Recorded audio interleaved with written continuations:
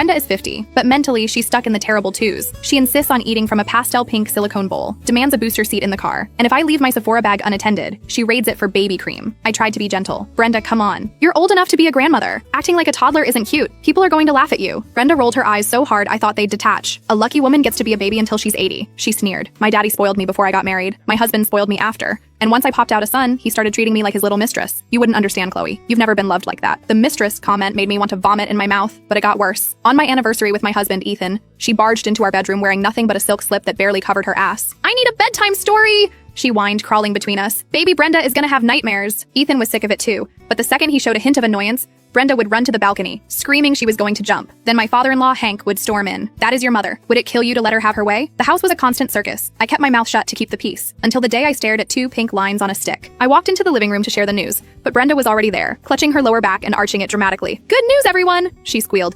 I'm a little prego mommy again. My tummy is now a baby bump. That was it. The gloves were coming off. My chopsticks hit the table with a loud clatter. Brenda shot me a dirty look, chin high. What's wrong? Are you unhappy that I'm pregnant? Who are you giving that stank face to? I used to tolerate her because she was family, but she was a bottomless pit of drama, and I wasn't going to be the dough she needed anymore. I don't see what there is to be happy about, I said coldly. You're 50, Brenda. That's a geriatric pregnancy. It's high risk. Most doctors wouldn't even touch you. If something happens, who suffers? Me and your son. Excuse me? Are you cursing me? Brenda stamped her foot, her face turning red. Ethan! Look at this bitch you married. She wants me to die. Ethan, still processing the shock that his mother was raw-dogging his dad enough to conceive, rubbed his temples. Mom, honestly, Chloe is right, he sighed. I'm glad you and Dad are active, but you can't keep this baby. You guys are getting old. Who's going to raise it? We need to schedule an appointment to take care of it. Brenda let out a dramatic wail and threw herself into Hank's arms. Hank slammed his hand on the table. You ungrateful brat. How can you say something so heartless? That's your own brother or sister in there. We can't take care of a newborn, Ethan argued. If we can't do it, isn't that what you and Chloe are for? Hank shouted. Are you two dead? We work full time. We don't have time. Hank pointed a greasy finger at me. Then make her quit.